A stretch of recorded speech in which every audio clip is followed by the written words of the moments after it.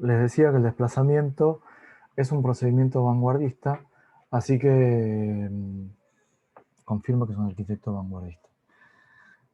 En la Ville Savoye es donde se pueden ver de una manera más contundente los 5 puntos, y además de los 5 puntos es donde aparece de un modo más fuerte y contundente la promenade, ¿sí? La promenade, que es un elemento que no está entre los 5 puntos, pero que es este recorrido, no es solamente una rampa, es un recorrido, obviamente que es un recorrido con forma de rampa, que le permite complejizar la interioridad del edificio y sobre todo complejizar las vistas interiores. Si ustedes miran alguno de esos videos con el interior de la Ville Savoye, van a ver que el recorrido que se hace a través de la promenade, eh, la verdad es muy difícil como de entender la casa. Por afuera parece perfecta, ¿no? El cubo puro, aparecen los 5 puntos en todo su esplendor. Vemos la ventana horizontal, vemos los pilotis, vemos la terraza libre, vimos la casa levantada, la fachada libre, hasta incluso podemos inferir que las plantas son libres porque justamente porque en las fachadas se puede vislumbrar eso.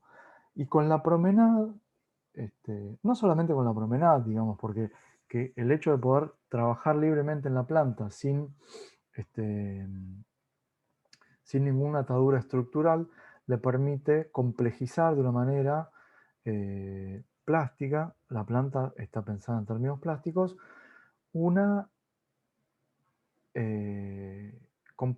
una complejidad que se complejiza más con la introducción de la rampa. Es importante aclarar que la arquitectura de Corbusier es una arquitectura que está, como casi todas las artes de vanguardia y las arquitecturas de vanguardia, muy influida por el cine. Entonces la cuestión del recorrido, ¿sí? Y de la cuestión dinámica dentro de los edificios es algo que se ve en muchos arquitectos. Pero el de Corbusier parece ser algo que está muy presente. Hay muchos autores como Beatriz Colominas, entre otros, que lo expresan con mucha claridad en algunos artículos, si quieren se los puedo pasar.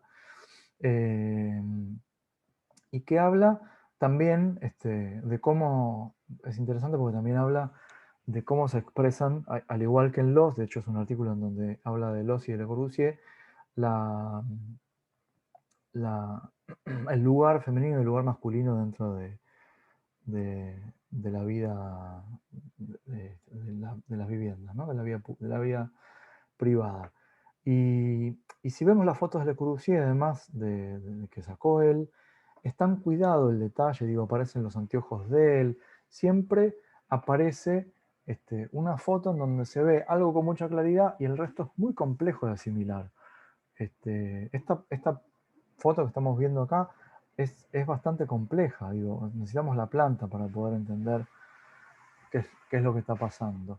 Hay reflejos, hay un reflejo de una rampa que no es la rampa que está en realidad por ahí detrás, ¿sí? La promenada está acá, la promenada termina en una terraza transitable, tiene plantas, árboles en la terraza, y siempre aparece la cuestión de la vista enmarcada, ¿no? Siempre miro a través, yo te digo, yo arquitecto te digo cómo tenés que mirar la naturaleza. Aparece en la Ville Savoye, aparece en Juli, otros proyectos. Sí, te hago una pregunta. Creo que en su momento el profesor de Navarro había hablado de la promenade con respecto a como la cuarta dimensión o algo como para dar referencia al tiempo de recorrer esa rampa y poder ver esa vista enmarcada. No sé si tiene que ver algo con las vanguardias de, ¿viste? Como la cuarta dimensión, el tiempo, algo por el estilo.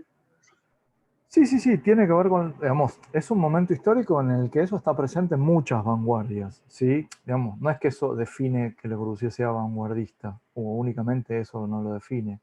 Este, hasta podemos cuestionarnos que sea vanguardista porque está lleno de anclajes en la arquitectura neoclásica también, con lo cual hasta lo podemos cuestionar.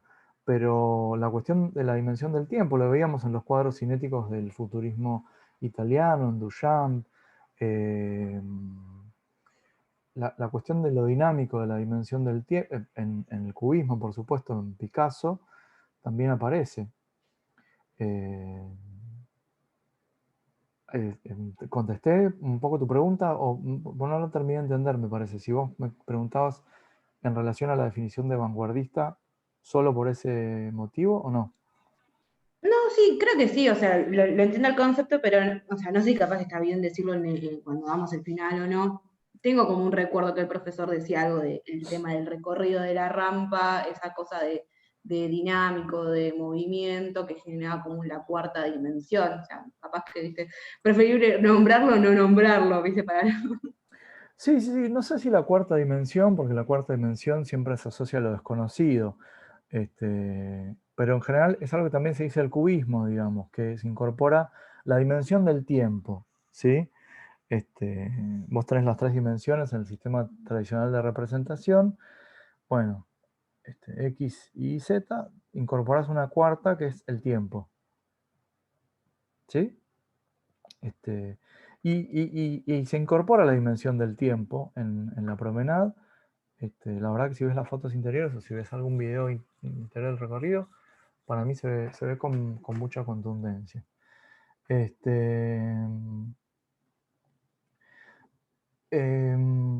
Vamos, me faltó una sola cosa que quiero que vean. Perdón, pensé que estaba...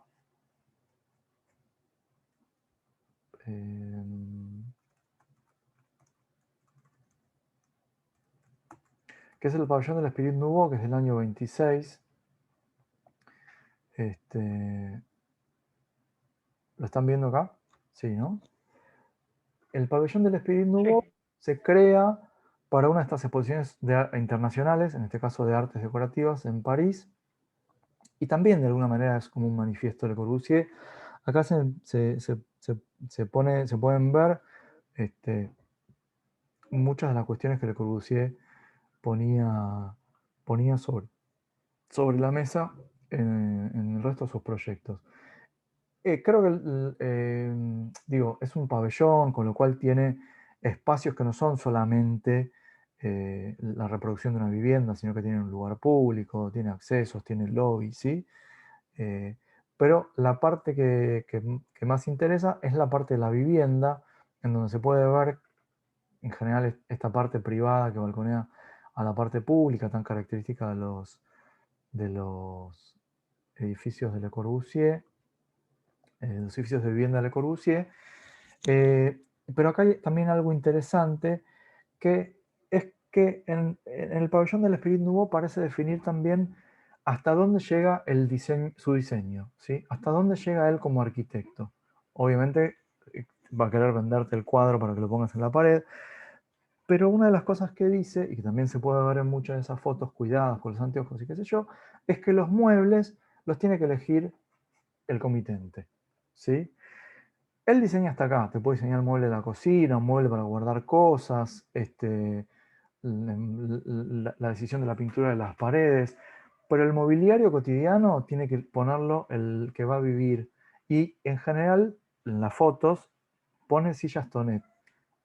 Acá lo que podemos ver es eso, ahí aparecen esas sillas Tonet, una, un sillón común y corriente. En ese sentido, es Loss, ¿sí? ¿Se acuerdan que Loss ponía la chimenea construida industrialmente? Digo, son muebles construidos industrialmente. Más allá de que la Tonet necesite la mano artesanal, tiene una capacidad de producción bastante similar a la industrial, más allá que se haga o no se haga con máquinas. Entonces, los muebles que me tenés que poner en el interior de la vivienda son industriales. O son los que quieras, son los que encontrás en el container de la basura en la calle, o son los que heredaste de tu abuela. Él prefiere siempre las Tonet o los que se pueden producir industrialmente, ¿sí? En ese sentido es como que no es la obra de arte total de otros arquitectos como Wright o como Alvarado inclusive, sino que en ese sentido es igual a los, y dice, usemos los muebles industrializados, ¿sí?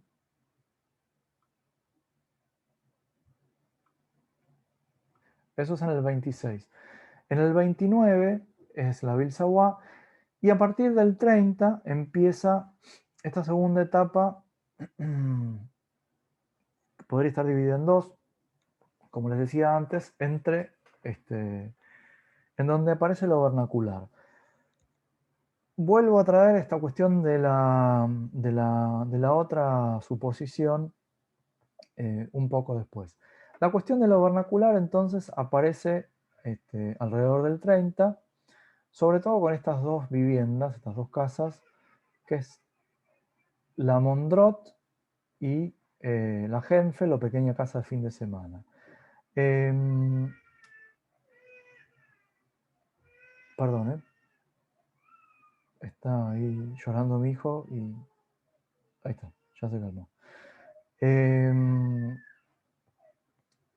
Entonces, alrededor de la década del 30 hay un cambio en mentalidad en Le Corbusier. Acuérdense que en el 29 hace el viaje a Sudamérica y conoce todas las grandes ciudades de Latinoamérica a través del aeroplano. Eso cambia su modo de ver el mundo, su modo de ver el mundo, y sobre todo su modo de ver las ciudades, ¿no? Porque aparecen esas ciudades en un paisaje inmenso, en un paisaje imposible de dominar, y en algún punto podría parecer como una especie de miedo al vacío por parte de Le Corbusier en relación a eso. Pero en paralelo a eso, Le Corbusier también termina. Le Corbusier, como les decía antes, es un tipo, vamos, bastante inquieto y que va y viene por sobre, incluso por sobre las políticas. Digo, intenta proponerle planes a la Francia aliada al nazismo, planes urbanísticos a la Francia aliada al nazismo, que se los rebotan. Le propone planes urbanísticos para Argelia, que es colonia francesa todavía. Y después también se va a la Rusia comunista y propone edificios públicos para la Rusia comunista, con lo cual volvemos a la frase de Groucho Marx: yo tengo todos estos principios, pero si no también tengo todos estos otros.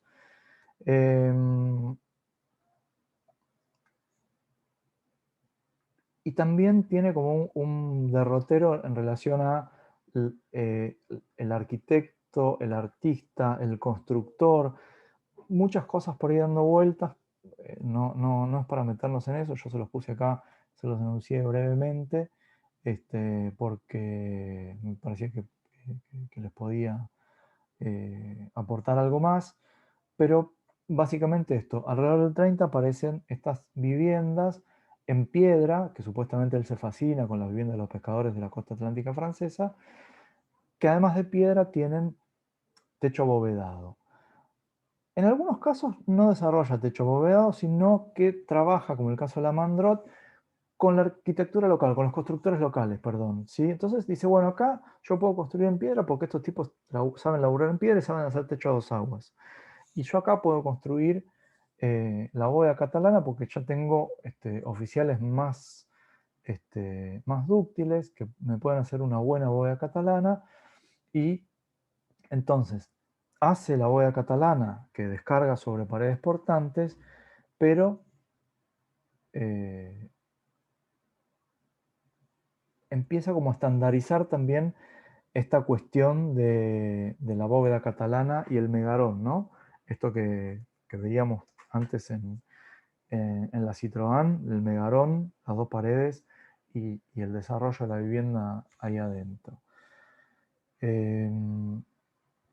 Y empieza a encontrar que el megarón, o que la bóveda catalana, sobre todo, digo, le funciona como lo vernacular en los términos de Frampton, ¿no? Lo vernacular como lo local que se puede aplicar internacionalmente. En el caso de la casa de piedra con techo a dos aguas, o un agua, o a varias aguas, parece dejarla para los lugares donde se encuentra con con déficit de mano de obra, digamos, o con una mano de obra que no le debe generar tanta confianza como para hacer esa tipificación de bóveda catalana Megarón.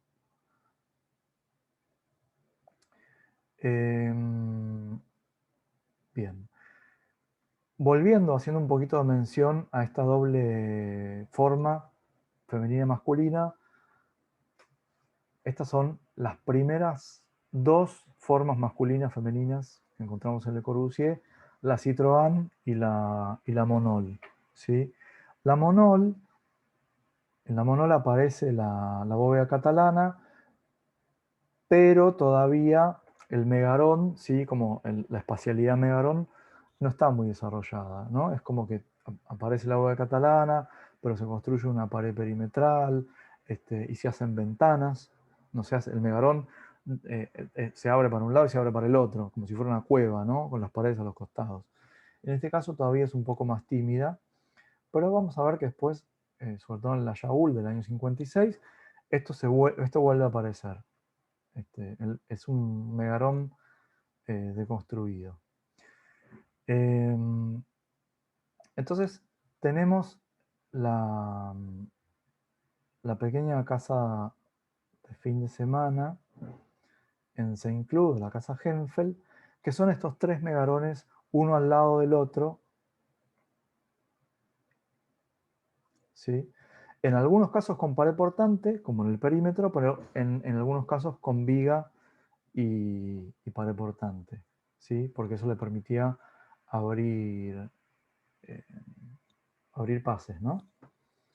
Y encima, en esta ambivalencia masculino-femenino, les puede servir, no para que hablen todo el tiempo sobre esto, sino para analizar las obras, ¿no? En estas obras que son vernaculares o en algunas obras que son brutalistas, también encontramos que a veces lo masculino está en la verticalidad también, en esa tipología masculina aparece la cuestión de la verticalidad y la cuestión de como la separación del suelo. Y en el caso de esta tipología, que es para algunos autores está cargada de lo femenino de Le Corbusier, aparece una cosa más topográfica, más de la expansión sobre el territorio y estar pegado a la tierra, ¿no? Al terreno. Además de que utilizan piedra, ¿no? O utilizan ladrillo. Sin embargo, logran una espacialidad interior, después búsquenlo, que está buenísima. Además introduce la dimensión del color, que no es algo muy común en la obra de Le Corbusier. Esta casa de vacaciones en Mathés está hecha en piedra, está hecha en techo a dos aguas y es un poco más tradicional en términos de tipología. La verdad que podemos encontrarla en muchos otros arquitectos. Lo del Megarón acá se pierde. Sí aparece, si querés, puede aparecer lo del Megarón, aunque no hay techo abovedado, pero puede aparecer en el ritmo, en la subdivisión de los espacios interiores. Acá no aparecen los 5 puntos, para nada, ¿sí? Con lo cual, en ninguno de estos dos, ¿no? Aparece, ni en la Errázuriz, que creo que finalmente no se construyó, aparecen los 5 puntos, ¿sí? Aparece la construcción local, el techo de dos aguas, la madera, la piedra, etc. En el año 49, como les dije, él desarrolla una serie de estudios sobre la tipología de las posibilidades del ensamble de megarones con techo abovedado y encuentra que hay un ideal que es con un techo abovedado con más luz y otro un poco más cortito. Entonces ponen donde tiene más luz lo público y el que tiene menos luz lo privado. Pero después va para atrás con esa tipología y las relabora constantemente. En este caso en particular es uno de los pocos conjuntos, o el único conjunto de viviendas de Le Corbusier que desarrolla con el estilo vernacular, ¿sí? Y bueno, parecería ser que, digamos, la internacionalización del vernáculo, que no es brutalismo y en este caso tampoco es monumentalización de los vernáculos, sino que logra estandarizar un tipo constructivo, un tipo de vivienda, un tipo espacial, para aplicar en un terreno escarpado. Es como que dice, bueno, yo acá tengo este terreno escarpado, estoy en esta región, yo pongo esta tipología basada en lo vernacular. Acá tienen un poco más de texto como para poder elaborar algún argumento si les toca esta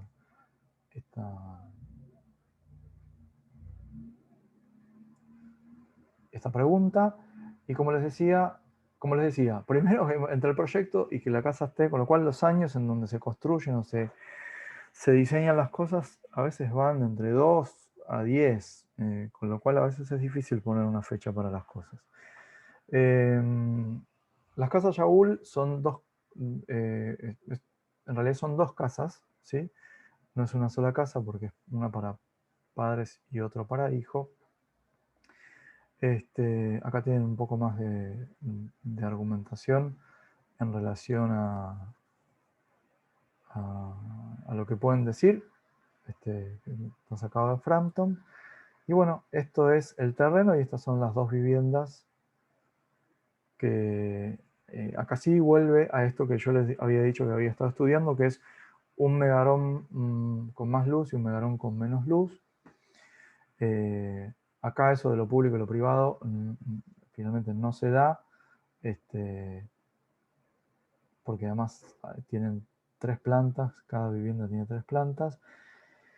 Y esto que le decía del megarón, que siempre los bordes cortos tienen que estar libres, acá no se da tampoco, lo relabora. En algunos casos sí se da, pero en muchos otros casos no se da. Creo que les decía, no sé si a la mañana o cuándo, que la bóveda catalana genera una cosa de cueva, ¿no? Más allá del espacio también hay algo en el sonido, en la reverberación del sonido que te permite que sea un poco más confortable la vida dentro de estas viviendas. La verdad que están buenísimas. Pero acá pueden ver, por ejemplo, que predominó la orientación. Por más que una la puso ortogonal a la otra, cuando tuvo que definir el aventanamiento, ganó la orientación y no la tipología megarón por sobre el contexto, ¿no? Acá pueden ver que aparece sí viga y losa en la planta baja. En realidad aparece viga, porque la viga esconde una losa que está hecha con cielo raso abovedado, ¿no? Y eso es algo que hacen otras viviendas también, que cuando quiere tapa la bóveda y cuando quiere la deja a la vista. Muy interesante todo el trabajo que hace con la madera, cómo va articulando el ladrillo, el espacio abierto, la madera, los rundidos. La verdad que es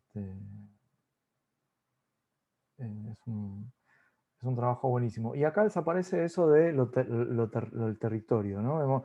Se asienta de un modo muy vertical en el territorio, pese a ser vernacular. No aparece la horizontalidad. Y algo que en general parece oculto, porque siempre leemos cosas en blanco y negro, es el color. El color en los edificios de Le Corbusier en general es algo que explota al máximo. Acá pueden ver esto que les decía, que es un cielo raso en ladrillo, que funciona en cofrado perdido también para la losa de hormigón, que cuando quiere la esconde, esto es la planta baja, cuando quiere la esconde, cuando quiere la muestra.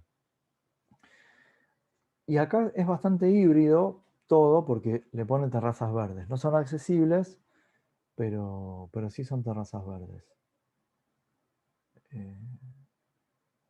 Pero bueno, utilizó la tipología que, del mismo modo que lo utiliza en Rocky Rob, él creía que era para un terreno escarpado. Es como, esta es mi tipología para un terreno escarpado. Roncham Es difícil de catalogar porque podemos decir que es vernacular, pero que es brutalista al mismo tiempo. Si vemos algunos estudios que hace Le Corbusier, como también los estudios que hace Jean Digard, hace un trabajo detallado de tipologías y de elementos plásticos que se pueden ver en el lugar y que están reproducidos, deformados en la creación de este edificio. Y hace esta operación también del techo de hormigón, muy al estilo Perret. ¿Se acuerdan de la iglesia esa de Perret que parecía una fábrica que vimos cuando vimos los proto-racionalistas? Es un techo de hormigón, pero parece una lona tensada, ¿no? Y encima le mete esa raja ahí en el medio que decís, bueno, entonces esto es una lona tensada, que está sostenida por esos dos pilares y nada más. Si lo estudian con detenimiento, más allá de algunas características que son tipológicas de las iglesias de procesión, o algunas características que necesitan, como el púlpito hacia el exterior para la congregación de fieles cuando llegan todos los peregrinos. Es una iglesia que trabaja con esa cuestión introspectiva, ¿no? Bien, eh, eh, bien característica de algunas iglesias con los vitrales de la Edad Media, pero es como una iglesia es una iglesia de peregrinación como bien típica, ¿no? Como que vemos que se reproduce, no por la forma, sino por la espacialidad interior o por el clima, más que nada. Eh, eh, ¿Qué más podemos decir?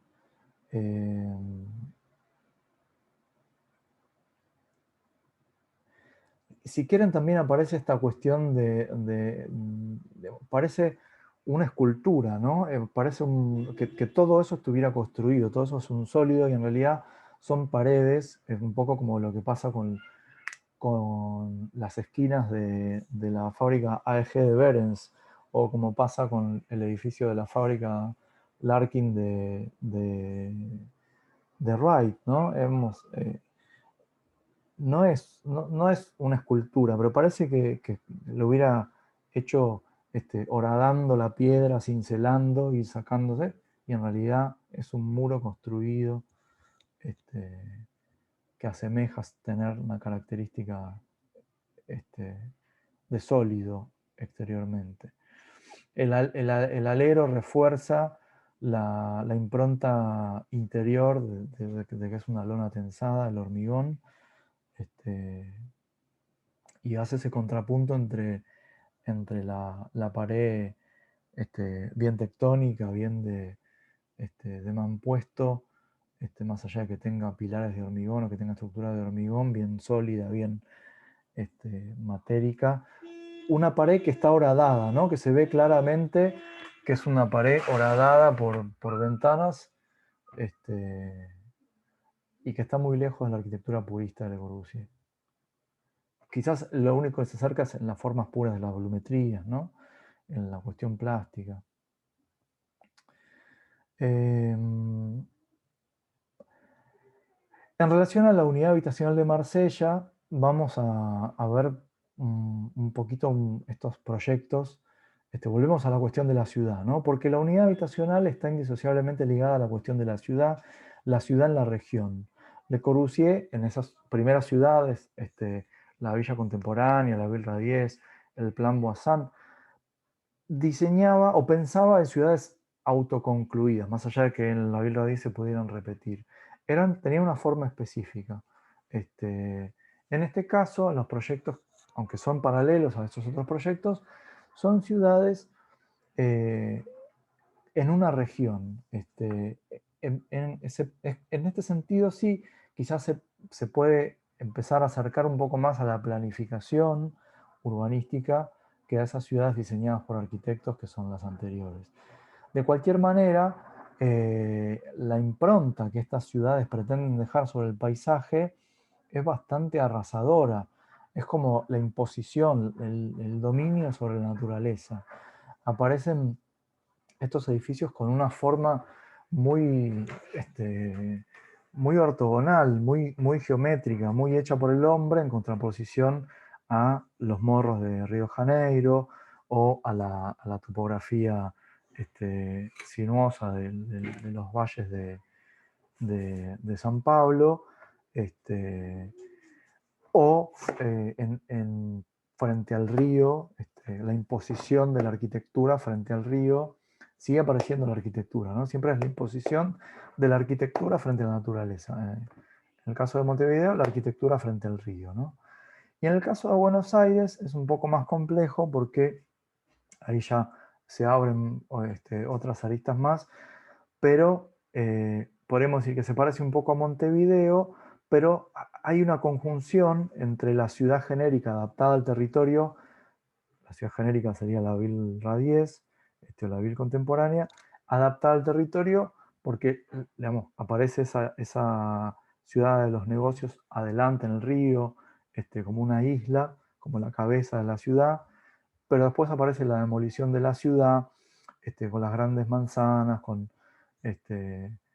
una serie de cosas que, que están trabajadas muy en función de la ciudad. Este proyecto el Corbusier trabajó con el Grupo Austral, que es un grupo de argentinos, un Ferrari Ardó y Kurchan y un español, Bonet, que se acercan en el 37 a París y que van trabajando y elaborando el plan para Buenos Aires, que después Le Corbusier edita en el año 47 en la arquitectura de hoy, porque quiere imponer, digamos, Ferrari, Ardó y Kurchan habían empezado a trabajar en el plan director para Buenos Aires, convocados por el gobierno peronista, y Le Corbusier no lograba encajar en ese proyecto, entonces en el 47 decide editarlo para decir, esto es mío, no me jodan. Para algunos autores, la visión, la forma de esta ciudad, tiene que ver con antecedentes históricos de la ciudad. Es una ciudad que se parece a la ciudad del Fuerte y unas manzanas más que vemos en los planos originales de la ciudad de Buenos Aires. Pero bueno,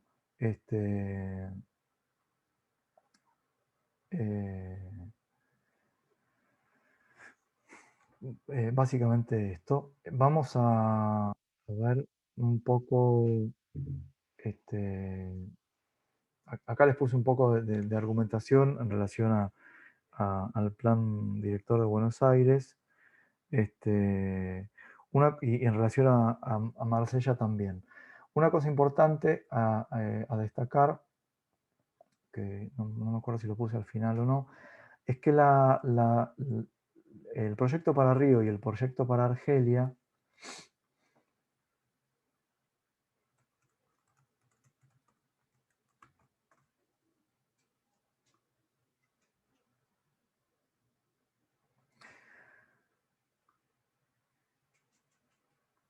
están hechos por grandes autopistas, edificios.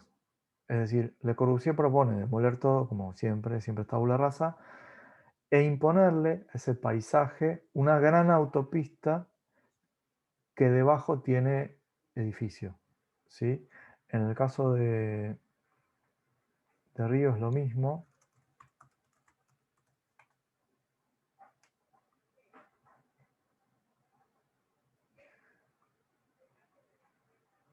¿Sí? En el caso de Río es lo mismo. Y además, en el caso de Río, nos encontramos con que aparece esta cuestión en relación a la imagen. Primero una imagen, después el marco, primero la naturaleza, primero la vista de la naturaleza divina, en la playa, etc. Después el marco para esa vista, después la habitación y después el edificio. La particularidad que tiene Argelia es que además dice que debajo de esa gran autopista tiene que haber viviendas autoconstruidas. Él hace la autopista, las vigas, las losas, pero después dentro de esas losas tiene que haber viviendas autoconstruidas.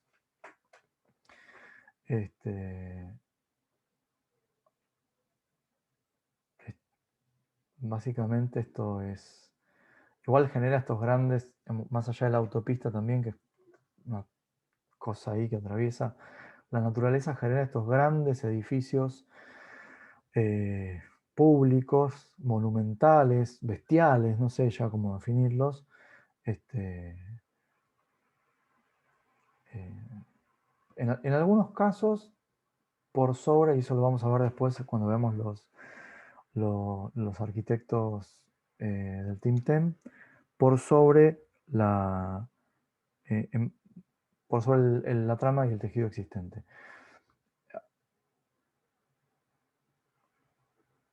Esto es lo que entre el 46 y 40, perdón, entre el 36 y el 38 diseña para, para Argelia también, que es el edificio de la jerarquía de la Marina. Esto es lo que para Frampton es el inicio del brutalismo, porque hace estos brisoleil en hormigón, y es el inicio de la monumentalización de lo vernáculo, que continúan en lo brutalista.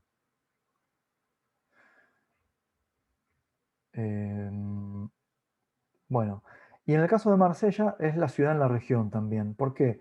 Porque Marsella, lo que define Le Corbusier para Marsella también, es, si bien es un edificio, es como que él siempre piensa, yo pienso, voy y hago esta gran estructuración urbana, le pongo todas estas infraestructuras a este territorio, a este paisaje, pero también hago estos edificios, cosa de poder diseñar esos edificios y poder finalmente materializar algo, todo lo que pensó. En algún momento yo imagino que se dio cuenta de que todo lo que él proponía eran visiones e iba a ser imposible poder, que son en general imposibles, y lo fueron, imposibles de poder concretarse. La cuestión es que Marsella se piensa como una serie de edificios, o como la posibilidad de una serie de edificios incorporados a la trama de la ciudad existente, ¿sí? En realidad del conurbano, ¿no? De la ciudad existente, con lo cual aparece la idea de la intervención urbana en una región ya existente, digamos, lejos del megaplan urbanístico, ¿no? Aparecen la intervención o una serie de intervenciones en una ciudad existente, ya constituida. Marsella tiene, bueno, esto es como la ubicación geográfica de Marsella, sobre el Atlántico. Marsella tiene una característica que comparte con, ahora vamos a ver, con algunos arquitectos del CIAM, pero el huevo y la gallina no lo podemos definir. Obviamente en Marsella pone su idea de vivienda, ¿no? Su idea del megarón con el balconeo, lo pone sobre la mesa. Ahora se va a cortar, así que seguimos después, así no se me corta y me quedo hablando solo.